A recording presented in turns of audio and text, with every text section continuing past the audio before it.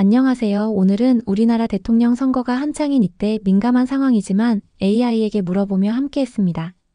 오해가 없으시길 바라며 여당 후보가 되었을 때 나라의 상황, 야당 후보가 대통령이 되었을 때 나라의 상황을 물어보니 AI의 답은 나라의 상황을 법리스크 때문에 야당 후보가 되었을 때 나라가 시끄럽다고 했습니다. 그래서 오늘은 1탄으로 여당 후보의 당선으로 이야기를 시작하고 그 다음 야당 후보의 당선으로 이야기가 시작되며 3탄으로는 혁신적인 사람이 대통령이 되어서 우리가 바라는 나라가 되기를 바라며 1탄 이야기 들어갑니다. 저는 당내에서 외톨이가 됐습니다. 보수당 지도부는 제가 불편했나 봅니다. 제 정치 스타일이 너무 고집스럽다고요. 당에서 밀어내려 했죠. 그들이 원하는 건 전 총리였습니다. 대통령 대행을 지냈으니 경력은 좋았습니다. 하지만 모두가 알고 있었어요. 그는 사실상 허수아비 후보였다는 걸. 경선 무대에 올라가던 날 가슴이 무거웠습니다. 제가 맞붙게 된 상대는 니코정이었어요. 저보다는 젊은 60대였죠. 이 한 사람으로 똘똘 뭉친 거대야당으로. 지지율은 항상 저보다 높았습니다. 당 지도부도 그를 밀었고요. 무대 뒤에서 마지막 연설문을 검토하고 있을 때 제 오랜 참몸이라 송이 다가왔습니다. 여론조사는 신경 쓰지 마세요. 당신의 진심만 보여주세요. 저는 고개를 끄덕였지만 사실 확신이 없었어요. 정치는 결국 숫자 게임이니까요. 하지만 미라의 말대로 제가 가진 건 진심뿐이었습니다. 무대에 올라 조명이 눈을 찔렀습니다. 관중석은 기대와 의심이 뒤섞인 표정들로 가득했어요. 니코정의 세련된 연설이 끝나고 제 차례가 됐죠. 마이크 앞에 서자 갑자기 준비한 연설문이 허무하게 느껴졌습니다. 그래서 접었어요.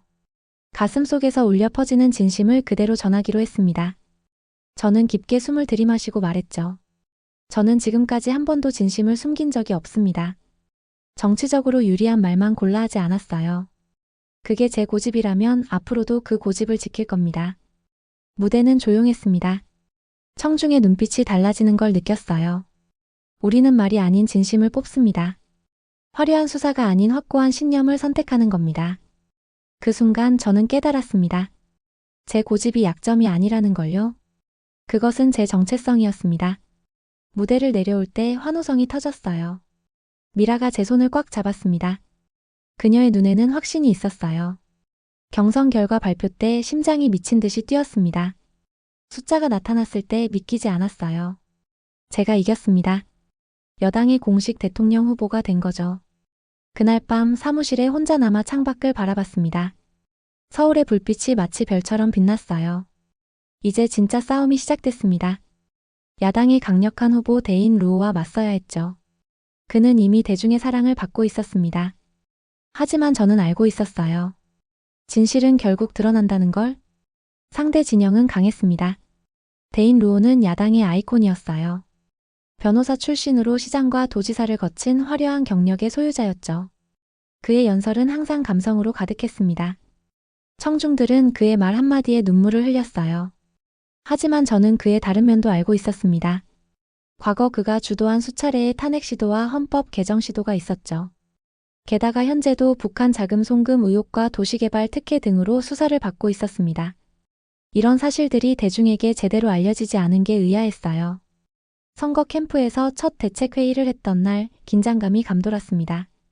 여론조사는 우리에게 유리하지 않았어요. 데인 루오의 지지율은 50%를 넘었고 저는 30%에도 미치지 못했죠. 그들의 결집력이 문제입니다. 미라가 분석표를 보여주며 말했어요. 야당은 탄핵 과정에서 다져진 결속력이 있어요. 반면 우리는 분열되어 있죠. 저는 고개를 끄덕였습니다. 데인 루오가 전날 했던 연설이 떠올랐어요. 우린 심판을 위해 존재합니다. 이제는 정권을 되찾아야 할 시간이죠. 그의 목소리에는 확신이 가득했습니다. 지지자들은 열광했고요. 하지만 제 귀에는 그 말이 공허하게 들렸어요. 심판을 외치는 사람이 정작 자신의 혐의에 대해서는 침묵하고 있었으니까요. 캠프를 나서는 길에 갑자기 비가 내리기 시작했습니다.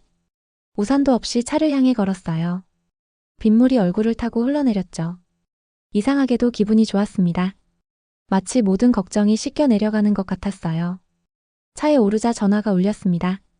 미라였어요. 새로운 여론조사 결과가 나왔어요. 대인 루오의 도시개발 특혜 의혹이 퍼지면서 지지율에 균열이 가기 시작했습니다. 저는 깊은 숨을 내쉬었어요. 진실은 언젠가 드러나기 마련이죠. 하지만 그것만으로는 부족했습니다. 사람들은 단순히 상대의 약점이 아닌 우리의 강점을 보고 싶어 했어요. 집으로 돌아와 창가에 앉아 생각에 잠겼습니다. 어떻게 하면 국민들에게 제 진정성을 보여줄 수 있을까요? 화려한 말솜씨도 감성적인 연설도 없는 제가 할 수 있는 일은 무엇일까요? 답은 의외로 단순했습니다. 그저 제 자신을 있는 그대로 보여주는 것. 고집스럽고 때로는 불편할지라도 진실을 말하는 것이었죠. 그것이 제가 가진 유일한 무기였습니다. 대선 공식 선거운동이 시작됐습니다. 여론조사 결과는 냉혹했어요. 여당 후보인 제 지지율은 27%, 대인 루오는 51%였죠. 절대적 열세였습니다. 하지만 이상하게도 불안하지 않았어요. 오히려 명확해진 느낌이었죠. 대인 루오는 거대한 조직과 언론 네트워크를 등에 업고 있었습니다. 그의 캠페인은 감성에 호소했어요.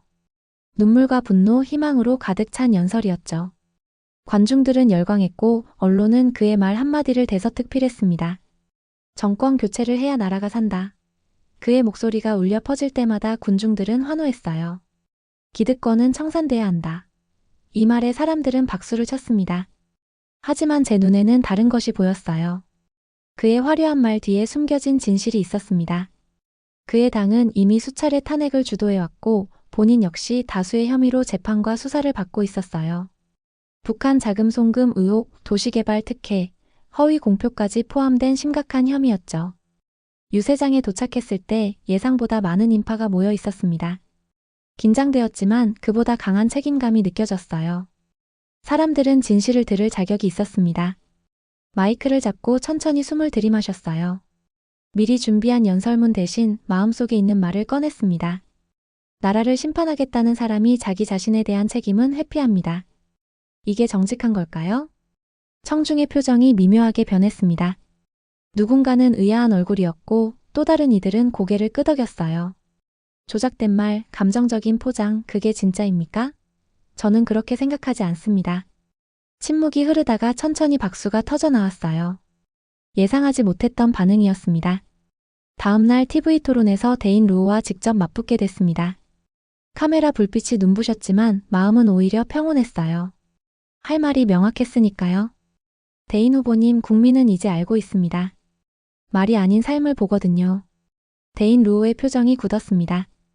예상치 못한 직격탄이었을 거예요. 진심이냐, 기획이냐, 뚝심이냐, 계산이냐. 국민은 이제 구분할 줄 압니다. TV 카메라가 대인 루오의 굳은 얼굴을 비췄습니다. 그의 자신감 넘치던 표정이 순간 흔들렸어요. 토론 후반부 저는 제 비전을 밝혔습니다. 기업하기 좋은 환경 조성, 청년 창업 전면 지원, AI 시대 인재 양성 인프라 구축. 화려한 수사 없이 구체적인 계획을 말했어요. 토론이 끝나고 대기실로 돌아왔을 때 미라가 환하게 웃으며 맞아주었습니다.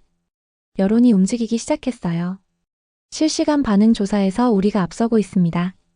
저는 고개를 끄덕였어요. 하지만 여전히 갈 길은 멀었습니다. 진실이 모든 것을 이길 수 있을까요? 그날 밤 사무실 창가에 서서 도시의 불빛을 바라보며 생각했습니다. 국민들이 진정한 리더십을 알아볼까요?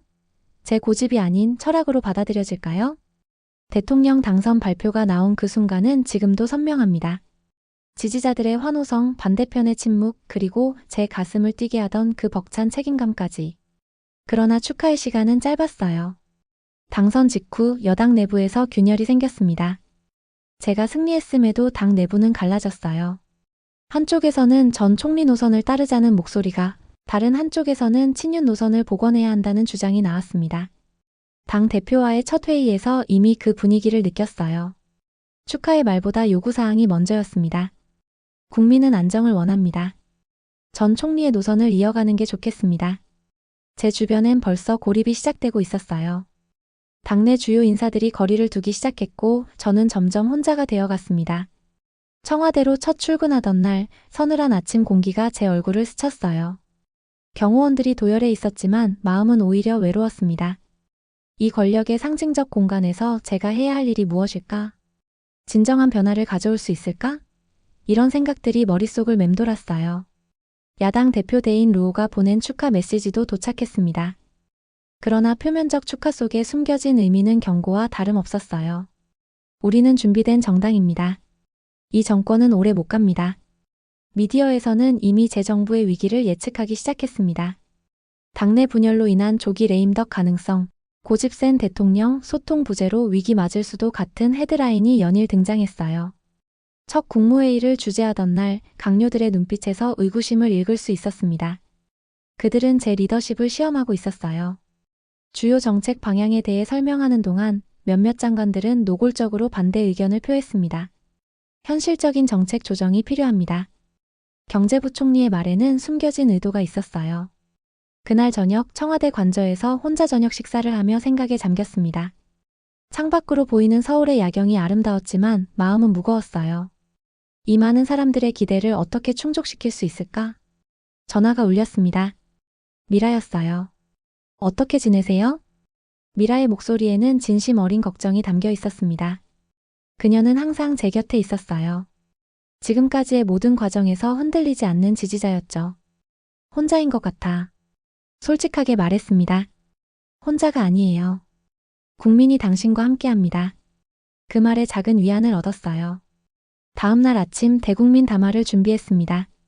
분열된 정치 상황에서 국민에게 어떤 메시지를 전할 것인가 고민했어요.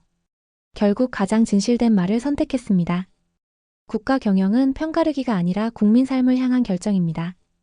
이 말은 당내 반발을 불러일으켰지만 국민들 사이에서는 공감대를 형성했어요. SNS에는 지지 메시지가 쏟아졌고 여론조사에서 지지율이 조금씩 올라가기 시작했습니다. 혼자가 된 것 같았지만 오히려 그것이 제게는 자유였습니다. 어느 누구의 눈치도 보지 않고 진정으로 국민을 위한 정책을 펼칠 수 있는 자유 말이에요. 그리고 이제야 깨달았습니다. 때로는 혼자 서는 것이 진정한 리더의 역할일 수도 있다는 걸요. 취임 후 첫 100일 국정은 도전의 연속이었습니다. 야당은 거침없이 복지 확대, 국채 발행, 무상 정책을 밀어붙였어요. 언론도 지금이라도 돈을 풀자는 여론을 계속 조성했죠. 국민들 사이에서도 그런 목소리가 커지고 있었습니다. 미라가 여론조사 결과를 들고 왔을 때 심장이 무거워졌어요. 응답자의 67%가 적극적인 재정 확대가 필요하다고 답했습니다. 대통령님, 입장을 바꾸는 건 어떨까요? 정치는 때로 타협이 필요합니다. 이 제안은 미라에게서 나왔다는 게 더 의외였어요. 그녀는 항상 제 신념을 지지해왔는데 이제는 현실적인 해결책을 찾고 있었죠. 창밖을 바라보며 깊은 숨을 내쉬었습니다. 그때 문득 제 유학 시절이 떠올랐어요. 경제학을 공부하면서 많은 국가의 실패 사례를 접했던 기억이 선명했죠. 특히 베네수엘라의 경우는 잊을 수 없었습니다. 다음 날 국회 시정연설을 준비했어요. 연설문 작성팀은 완곡한 표현으로 타협안을 제시했지만 저는 그 문서를 덮었습니다. 대신 제 생각을 직접 메모했어요. 연설대에 섰을 때 국회의사당은 긴장감으로 가득했습니다. 모든 의원들의 시선이 저에게 꽂혔어요. 카메라 불빛이 번쩍였고 침묵이 이어졌습니다. 베네수엘라도 그렇게 시작했습니다. 첫 마디부터 분위기가 달라졌어요. 의원석에서 웅성거림이 들렸습니다. 돈을 풀고 모든 것을 무상으로 제공하고 미래는 생각하지 않았죠. 그 결과는 지금은 자유를 팔고 굶고 있습니다. 야당 의원들은 노골적으로 불만을 표시했고 여당 의원들 사이에서도 불안한 시선이 오갔습니다. 하지만 제 마음은 확고했어요. 우리가 원하는 건 일시적인 인기가 아닙니다. 우리 아이들의 미래예요. 내일의 대한민국이죠. 연설이 끝나고 청와대로 돌아오는 길 비서실장이 걱정스러운 표정으로 말했습니다. 지지율이 더 떨어질 수 있습니다. 저는 미소를 지었어요. 그래도 괜찮습니다. 진실은 시간이 증명할 겁니다. 예상대로 다음날 언론의 반응은 차가웠습니다. 독선적인 대통령, 소통 없는 리더십, 민심을 외면한 청와대라는 헤드라인이 쏟아졌어요. 그러나 놀랍게도 해외 언론의 반응은 달랐습니다. CNN, BBC, 파이낸셜 타임스 등 주요 외신들은 제 연설을 신념 정치의 귀환으로 보도했어요. 특히 경제 전문가들의 분석이 이어졌죠. 한국의 새 대통령은 장기적 관점에서 경제를 바라보고 있다. 인기에 연연하지 않는 정책 방향은 결국 안정적인 경제 성장을 가져올 수 있다. 이 기사들을 읽으며 작은 희망을 느꼈습니다. 국내에서는 이해받지 못하더라도 적어도 전문가들은 제 정책 방향이 옳다고 보고 있었어요. 참모들과의 회의에서 앞으로의 전략을 논의했습니다. 단기적 인기보다는 장기적 성과에 집중하기로 했어요. 재정 건전성을 유지하면서도 효율적인 지원 시스템을 구축하는 것, 그것이 우리의 목표였습니다. 그날 밤 관저에서 홀로 책을 읽으며 생각했어요. 정치인으로서 가장 어려운 일은 인기를 포기하는 결정을 내리는 것이 아닐까? 하지만 진정한 리더십이란 당장의 박수보다 먼 미래의 감사를 선택하는 것이라고 믿었습니다. 취임 1년이 지났습니다. 어느 날 아침 미라가 들뜬 표정으로 제 집무실로 들어왔어요. 그녀의 손에는 두툼한 보고서가 들려 있었습니다. 좋은 소식이 있어요, 대통령님. 미라가 내민 보고서에는 놀라운 숫자들이 적혀 있었습니다. 부패지수가 3단계 상승했고 청년 창업률은 2배 증가했죠. 외국인 투자 유치도 33% 늘어났습니다. 가장 눈에 띄는 건 디지털 행정 시스템 L 시스템의 성공적인 도입이었어요.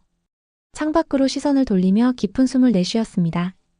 1년 전 그 힘든 결정들이 이제 결실을 맺기 시작한 거죠. 미라, 이건 모두 당신 덕분이에요. 미라는 겸손하게 고개를 저었지만 저는 알고 있었습니다. 그녀의 기획력과 추진력이 없었다면 불가능했을 거예요. 특히 L 시스템은 그녀의 아이디어였죠. 행정 절차를 디지털화하고 AI를 통해 효율성을 극대화하는 시스템이었습니다. 초기에는 많은 반발이 있었지만 이제는 국제적인 모범 사례로 꼽히고 있었어요. 이런 성과들이 국민들에게 어떻게 체감되고 있나요? 미라는 태블릿을 꺼내 여론조사 결과를 보여주었습니다. 제 지지율은 여전히 높지 않았지만 정책 신뢰도는 꾸준히 상승하고 있었어요. 숫자로는 아직 부족해 보이지만 사람들의 마음이 서서히 변하고 있습니다. 그날 오후 외국인 투자 기업들과의 간담회가 있었습니다. 회의실에 들어서자 예전과 다른 분위기를 느꼈어요. 기업가들의 표정에서 신뢰와 기대가 보였습니다. 한국은 이제 예측 가능한 시장이 되었습니다. 한 글로벌 CEO가 말했어요. 정책의 일관성이 투자 결정에 큰 도움이 됩니다. 이 말에 가슴이 뜨거워졌습니다. 제 고집이 이제는 일관성이라는 이름으로 가치를 인정받고 있었어요. 저녁에는 청년 창업가들과의 만남이 있었습니다. 그들의 열정 넘치는 아이디어와 도전 정신에 감동받았어요. 그중 한 청년이 다가와 제 손을 꼭 잡았습니다. 대통령님, 1년 전만 해도 저는 창업을 포기할 생각이었어요. 하지만 창업 지원 정책이 확대되면서 다시 도전할 수 있었습니다. 감사합니다. 그 말 한마디가 지난 1년의 모든 어려움을 씻어내렸습니다. 다음 날 아침 외신 보도를 확인했어요. 월스트리트 저널은 고집스러운 대통령이 이끈 회복이라는 제목의 특집 기사를 실었고, 이코노미스트는 AI 행정과 실용 정책의 정석이라며 저희 정부의 정책을 호평했습니다. 사무실에서 창밖을 바라보며 생각했어요. 경제는 결국 숫자로 표현되지만 그 숫자를 만드는 건 사람들의 신뢰와 노력이죠. 우리 경제가 회복되고 있는 이유는 국민들이 다시 믿기 시작했기 때문입니다. 미라가 커피를 들고 들어왔습니다. 다음은 어떤 계획이신가요? 저는 웃으며 대답했어요. 계속해서 약속을 지키는 겁니다. 경제는 숫자지만 신뢰는 사람이니까요. 취임 2년차 변화는 더 뚜렷해졌습니다. 처음엔 저를 비판하던 언론들도 톤이 달라지기 시작했어요. 고집불통 대통령이라는 수식어 대신 원칙주의자라는 표현이 늘어났습니다. 어느 날 전국경제인연합회 회장이 청와대를 방문했어요. 그는 예전에 저를 가장 강하게 비판했던 인물 중 하나였습니다. 대통령님, 솔직히 말씀드리겠습니다. 처음에는 대통령님의 접근 방식에 회의적이었습니다. 그의 표정이 진지했어요. 하지만 이제는 이해합니다.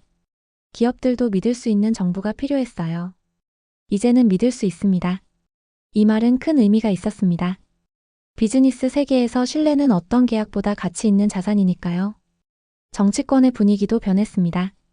여당 내 반발 세력들이 조용해졌고 일부 야당 의원들조차 정부 정책에 협조적인 태도를 보이기 시작했어요. 대인 루오는 여전히 강하게 비판했지만 그의 목소리는 과거보다 힘을 잃어가고 있었습니다. 어느 토요일 제가 자주 가는 시내 카페에서 커피를 마시고 있었어요. 평범한 시민으로 잠시 휴식을 취하고 싶었거든요.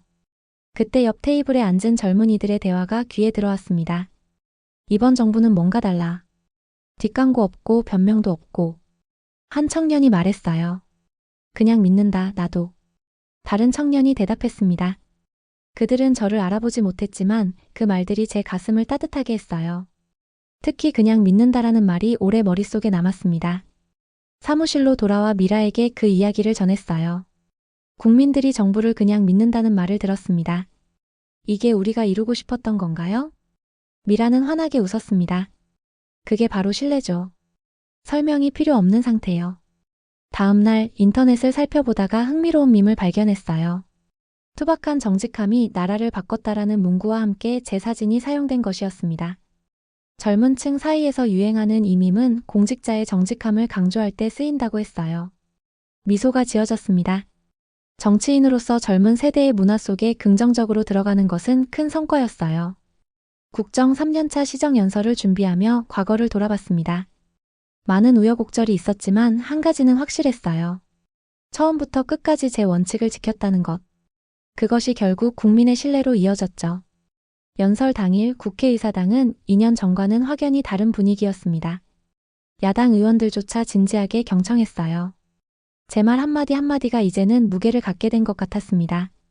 신뢰는 하루아침에 생기지 않습니다. 또한 말로만 얻어지는 것도 아니죠. 일관된 행동과 약속을 지키는 모습이 쌓여 비로소 신뢰가 됩니다. 연설을 마치고 돌아오는 길 창밖으로 서울의 풍경을 바라봤어요. 도시는 활기차 보였고 사람들의 표정도 밝았습니다. 국민들이 미래에 대한 희망을 다시 품기 시작한 걸까요? 그날 밤 오랜만에 가족과 함께 저녁을 먹었습니다. 아내는 제가 처음 정치에 뛰어들었을 때부터 든든한 지원자였어요. 당신의 고집이 이제는 강점이 되었네요. 아내가 웃으며 말했습니다. 고집이 아니라 원칙이에요. 제가 농담처럼 답했죠. 우리는 함께 웃었습니다. 그리고 깨달았어요. 때로는 가장 단순한 진실이 가장 힘을 갖는다는 것을.